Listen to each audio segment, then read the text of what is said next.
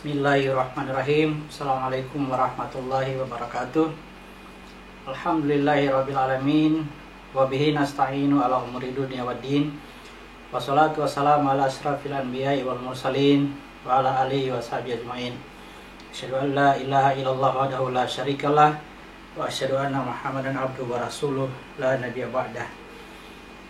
Segala puji tertuju hanya kepada Allah Subhanahu wa taala, Tuhan pencipta alam semesta yang menciptakan langit dan bumi, siang dan malam, pergantian waktu sebagai tanda-tanda bagi manusia agar manusia mendapatkan pelajaran untuk bisa kembali kepada fitrahnya.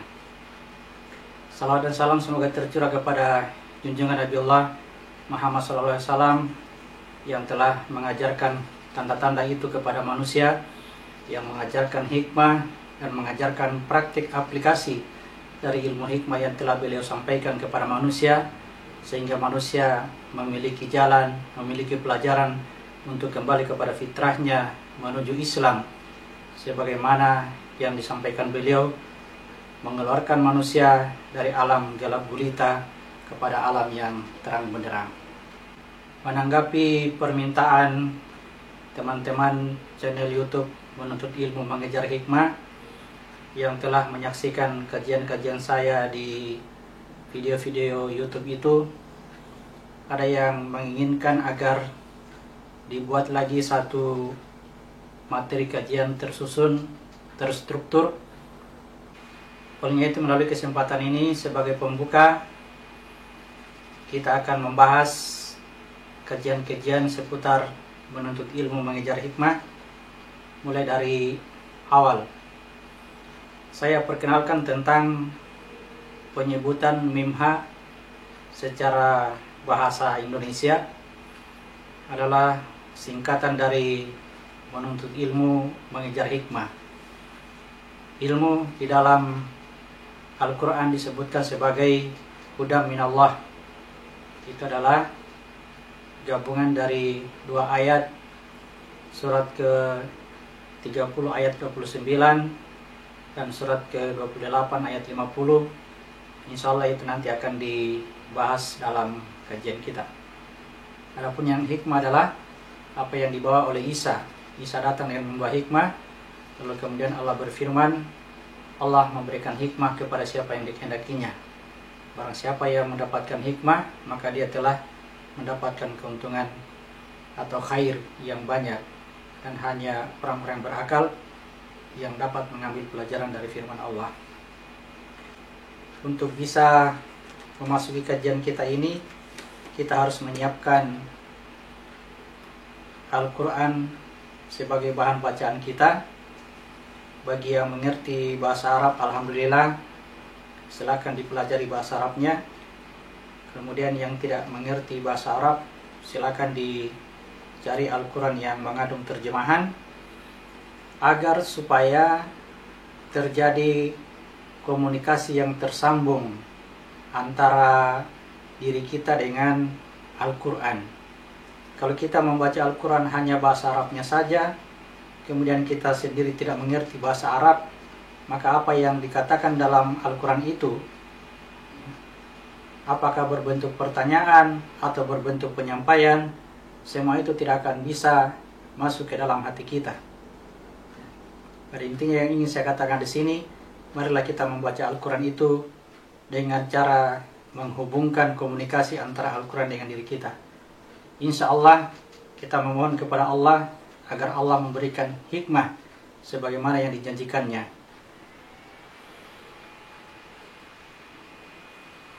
Sebelum kita masuk membaca Al-Quran, mari kita baca dulu tentang moto dari kajian hikmah. Yang pertama, surat ke-20 ayat 114. Maka maha tinggi Allah, Raja yang sebenar-benarnya. Janganlah kamu tergesa-gesa membaca Al-Quran sebelum disempurnakan mewahyukannya kepadamu. Dan katakanlah, ya Tuhanku, tambahkanlah kepadaku ilmu pengetahuan. Artinya ketika kita membaca Al-Quran, kita jangan tergesa-gesa untuk mengetahui seluruhnya. Apa yang kelihatannya kita sudah mengetahui makna dari apa yang kita baca, ya, hendaklah tidak membuat kesimpulan, karena Allah akan memberikan pemahaman lebih daripada apa yang kita ketahui sekarang. Ketika apa yang kita ketahui ini dihubungkan dengan ayat-ayat yang lain, akhirnya akan menjadi suatu rangkaian yang utuh, satu kesatuan. Dan setelah sampai kepada satu kesatuan tersebut, kita bersyukur kepada Allah. Nah, itulah yang disebutkan bahwa tidak menjadikan Al-Quran terbagi-bagi.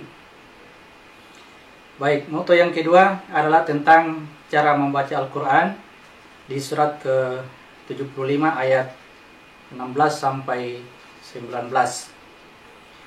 Janganlah kamu gerakan lidahmu untuk membaca Al-Quran karena hendak cepat-cepat menguasainya. Artinya kita membaca Al-Quran pelan-pelan saja, kita berusaha memahaminya.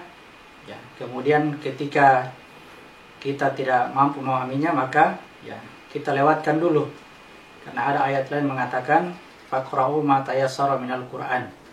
Bacalah dari yang mudah. Ya, bacalah yang mudah-mudah dari ayat-ayat Al-Qur'an itu. Ayat 17, sesungguhnya atas tanggungan kamilah mengumpulkannya di dadamu dan membuatmu pandai membacanya. Jadi apa yang kita berusaha pahami tadi sedikit demi sedikit akan dikumpulkan oleh Allah dalam hati kita hingga menjadi satu kesatuan tadi yang saya katakan lebih awal. Ayat 18, apabila kami telah selesai membacakannya, maka ikutilah bacaannya itu. Nah, ini yang mengharuskan kita untuk mengulang-ulangi apa yang telah kita pahami tadi.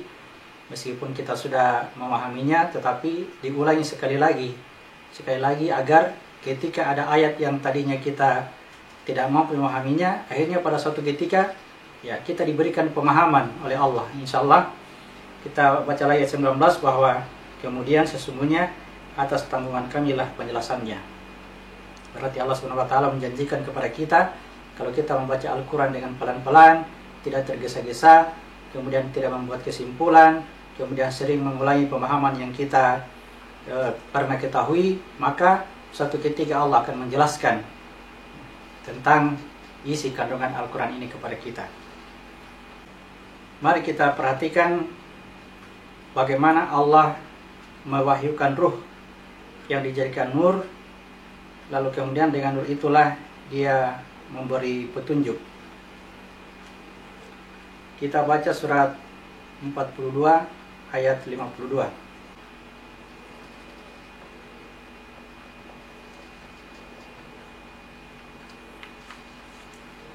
Dan demikianlah kami wahyukan kepadamu wahyu. Dalam hal ini ditulis adalah ruh, ya. Dengan perintah kami. Sebelumnya kamu tidaklah mengetahui apakah Alkitab itu dan tidak pula mengetahui apakah iman itu. Tetapi kami menjadikan ruh itu nur, ya, atau cahaya yang kami tunjuki dengan dia siapa yang kami kehendaki di antara hamba-hamba kami. Dan sesungguhnya kamu benar-benar memberi petunjuk kepada jalan yang lurus. Jadi Allah mewahyukan ruh, ya. Saya tulis sini, Allah mewahyukan ruh. Kemudian ya, ruh ini dirubah menjadi nur. Ya. Ya. Demikianlah nur ini pada akhirnya diterima oleh Rasulullah, kemudian dikumpulkan menjadi mushaf atau kitab, ya. Menjadi kitab seperti yang kita baca saat ini. Jadi sebelum ini kejadian ini terjadi, Allah mewahyukan ruh, lalu ruh dirubah menjadi nur. Sebelum ini terjadi, Allah katakan, kamu tidak mengetahui apa itu kitab dan apa itu iman. Apakah kitab ini? Kita belum tahu, ya. Apakah itu iman? Kita belum tahu. Kenapa? Karena peristiwa ruh dirubah menjadi nur, lalu nur itu masuk ke dalam kalbu kita, ke dalam hati kita, itu belum terjadi. Jadi yang harus kita lakukan adalah bagaimana caranya, ya, merubah wahyu ruh itu, ya, ruh dalam hal ini apa yang kita baca dalam Al-Quran dirubah menjadi cahaya, dirubah menjadi nur. Ya, lalu cahaya itu akan masuk ke dalam kalbu, ke dalam pikiran kita, ke dalam kalbu. Kalau pada gambar dia akan masuk ke sini. Sinilah tempatnya kalbu. Disinilah kalbu yang memahami. Wahum qulubun ya'qiluna biha, dengan kalbunya dia gunakan akalnya. Ya. Inilah nanti cahaya masuk ke dalam kalbu, inilah nanti yang akan memimpin seluruh jasad ini. Ya. Itulah harapannya ketika ruh dirubah menjadi nur, lalu nur masuk ke dalam hatimu. Karena semakin kita membaca kitab, semakin cahaya itu banyak memasuki kalbu kita ini, akhirnya suatu ketika kita akan diberi pengetahuan tentang apa itu kitab dan apa itu iman. Jadi fasilitas dari Allah untuk bisa mengetahui apa itu kitab dan apa itu iman adalah ya sering-seringlah mendekati Al-Quran. Jadikanlah Al-Quran yang kita baca itu sebagai cahaya atau pengetahuan. Tidak dibaca kosong-kosong, kan, tetapi diupayakan agar kita bisa pahami. Apa yang kita pahami itulah yang akan menjadi cahaya, dan cahaya itu akan masuk ke dalam kalbu kita ini. Oleh karena kita belum mengetahui apa itu iman, sehingga kebanyakan kita mengaku beriman. Padahal kata Allah sesungguhnya belum beriman. Kita baca di surat Al-Baqarah, kita mulai ayat 8. Di antara manusia ada yang mengatakan, kami beriman kepada Allah dan hari kemudian. Padahal mereka itu sesungguhnya bukan orang-orang yang beriman.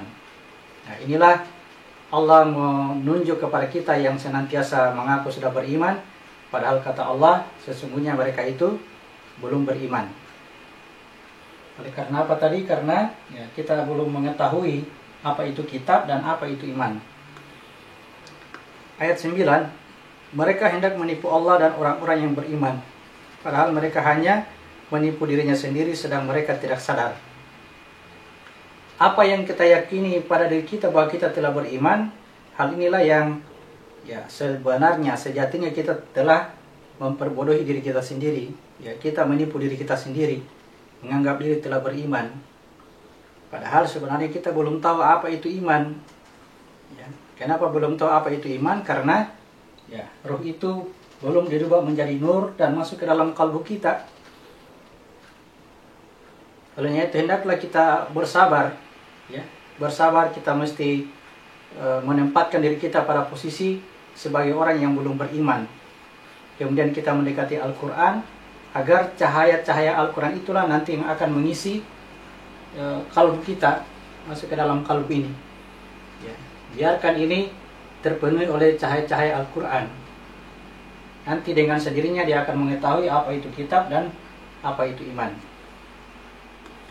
Ayat 10, dalam hati mereka ada penyakit, lalu ditambah Allah penyakitnya, dan bagi mereka siksa yang pedih disebabkan mereka berdusta. Jadi inilah yang paling membahayakan bagi kita. Mengaku diri beriman itu adalah sebenarnya kedustaan atau membohongi diri kita sendiri. Inilah penyakit hati yang paling besar. Ya, penyakit hati merasa sudah beriman, atau bisa kita kembangkan merasa sudah berilmu, merasa sudah muslim, ya, merasa sudah bertakwa dan sebagainya. Semuanya itu adalah hal-hal yang menghijab diri kita untuk masuknya iman.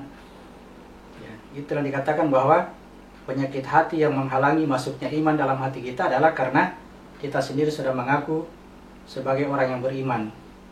Kita sendiri sudah mengaku berada di jalan yang lurus. Kita sendiri sudah mengaku mengetahui tentang pengetahuan Allah, Al-Quran, dan sebagainya. Lebih bagus kita posisikan diri kita pada tempat yang serendah-rendahnya. Kita tidak tahu, kita tidak beriman, lalu kita mendatangi Al-Quran agar cahaya-cahaya Al-Quran itu tidak terhalang untuk masuk ke dalam kalbu, ke dalam hati kita. Salah satu fasilitas dari Allah, inilah kasih sayang Allah kepada kita bagi orang-orang yang selalu merasa diri beriman. Ya, Allah itu akan senantiasa menguji Allah akan senantiasa menguji bagi orang-orang yang mengatakan dirinya beriman. Kita baca surat 29 ayat 2 dan 3. Apakah manusia itu mengira bahwa mereka dibiarkan saja mengatakan kami telah beriman, sedangkan mereka tidak diuji lagi? Ayat 3, dan sesungguhnya kami telah menguji orang-orang yang sebelum mereka, maka sesungguhnya Allah mengetahui orang-orang yang benar, dan sesungguhnya Dia mengetahui orang-orang yang dusta.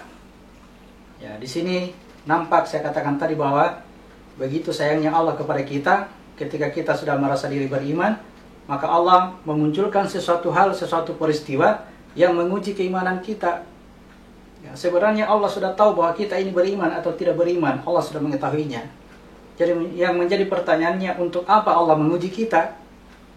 Jawabannya adalah agar Allah memberitahukan kepada kita bahwa keyakinan diri kita tadi mengaku sudah beriman sebenarnya tidak.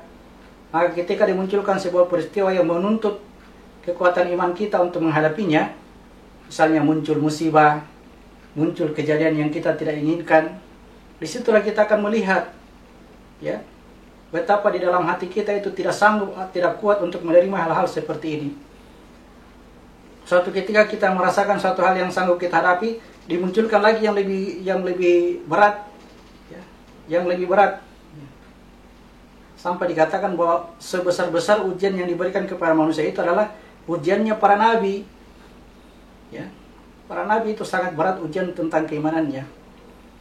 Tetapi satu hal yang kita syukuri tentang ujian ini adalah bagaimana cara Allah memberitahukan atau mengingatkan kepada kita agar kita jangan sekali-kali mengaku diri kita beriman. Setelah Allah memberikan ujian ya tentang keimanan ini, hal kedua adalah Allah memberikan ciri bagi orang-orang yang di dalam dirinya itu ada iman.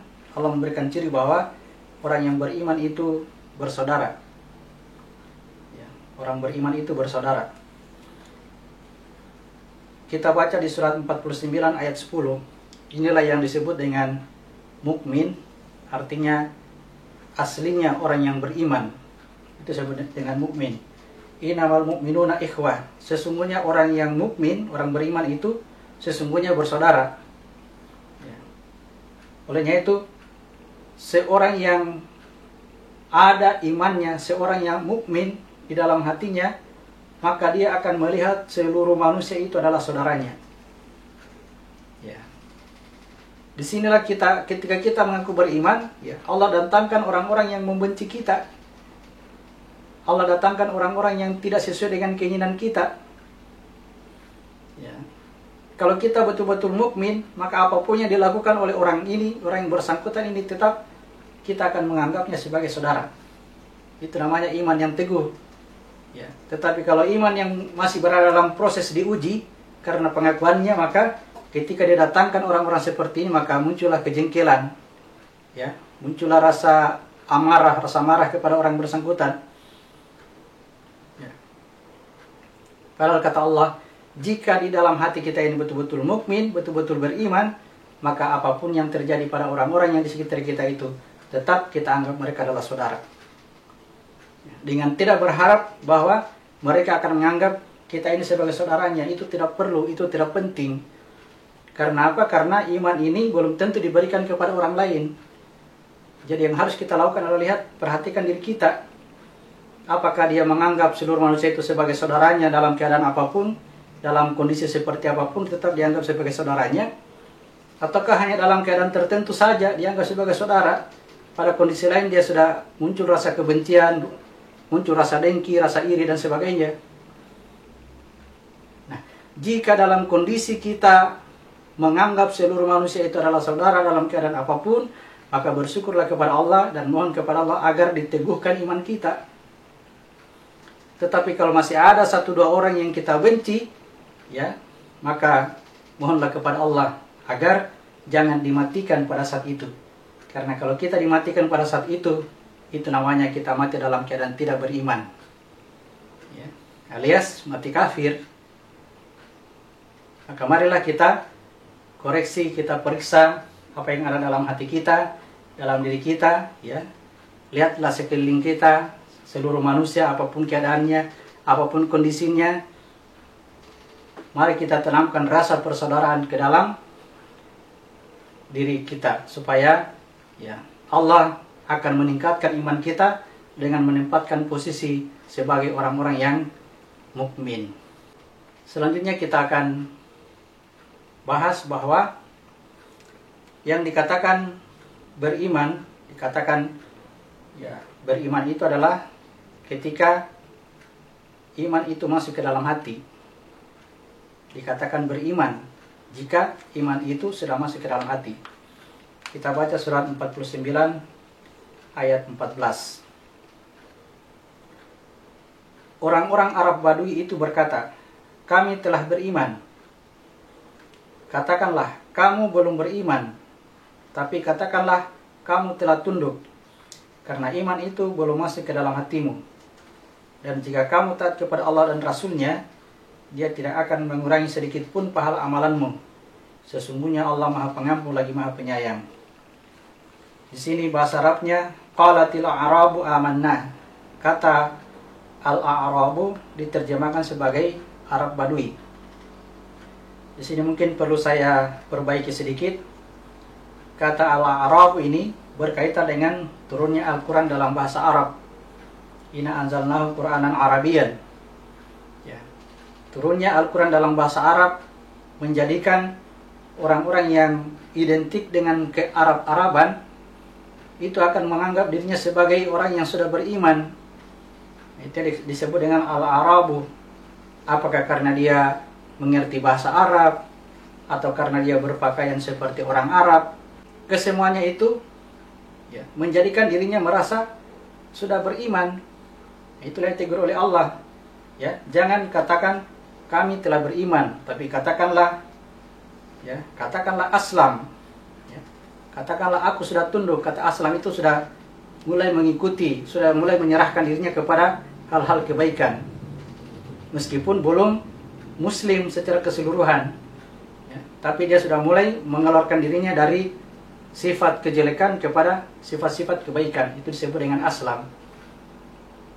Kalau persoalan iman belum bisa dikatakan seperti bahwa dia sudah beriman.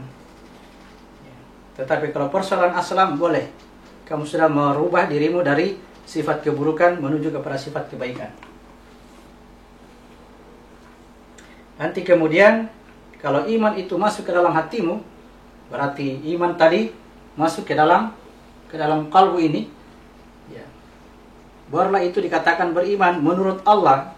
Meskipun cahaya itu sudah masuk ke dalam kalbu, saya katakan jangan sekali-kali mengatakan diri sudah beriman. Biarkanlah Allah yang mengukurnya. Yang harus kita lakukan hanya merubah cahaya Al-Quran tadi menjadi nur, menjadi cahaya yang masuk ke dalam kalbu ini, menjadi pemahaman-pemahaman yang masuk ke dalam kalbu. Lalu kemudian kita praktekkan, kita aplikasikan. Nah, itu disebut dengan aslam. Jika kamu taat kepada Allah dan Rasul-Nya, itu yang dikatakan tadi, taatlah kepada Allah dan Rasul-Nya, karena aslam, kamu tidak akan disia-siakan amalanmu, sampai pada puncaknya muslim betul-betul berserah diri secara total kepada Allah. Sungguhnya Allah Maha Pengampun lagi Maha Penyayang. Jadi persyaratannya tadi, jangan katakan dirimu beriman karena iman itu belum masuk ke dalam hatimu. Sekarang yang pertanyaannya, apa yang masuk ke dalam hati? Ternyata dalam Al-Quran dijelaskan di surat ke-26 ayat 192 sampai 194. Dan sesungguhnya Al-Quran ini benar-benar diturunkan oleh Tuhan semesta alam. Dia dibawa turun oleh Ar-Ruhul Amin atau Jibril ke dalam hatimu agar kamu menjadi salah seorang di antara orang-orang yang beri peringatan. Jadi Al-Quran diturunkan oleh Tuhan semesta alam. Jadi dari Ar-Rabb, diturunkanlah itu ruh atau Al-Quran. Lalu Al-Quran itu ruh itu dirubah menjadi nur, cahaya. Lalu cahaya itu masuk ke dalam kalbu, ke dalam hati. Jadi cahaya Al-Quran inilah yang akan pada akhirnya akan menjadi cahaya iman. Itu yang disebut iman. Ini yang disebut dengan iman, cahaya dari Allah yang berbentuk firman, ya, kemudian masuk ke dalam qalbu dengan cara membaca Al-Quran itu dipahami sampai cahaya-cahaya itu masuk, ya, di dalam kalbu kita, yang pada akhirnya dia akan menjadi pemberi peringatan bagi seluruh manusia. Ini dikatakan seluruh manusia, ya. Jadi pada prinsipnya dia akan menjadi pemberi peringatan bagi dirinya sendiri, supaya dirinya ini tidak lagi dikuasai oleh kekuatan hawa nafsu.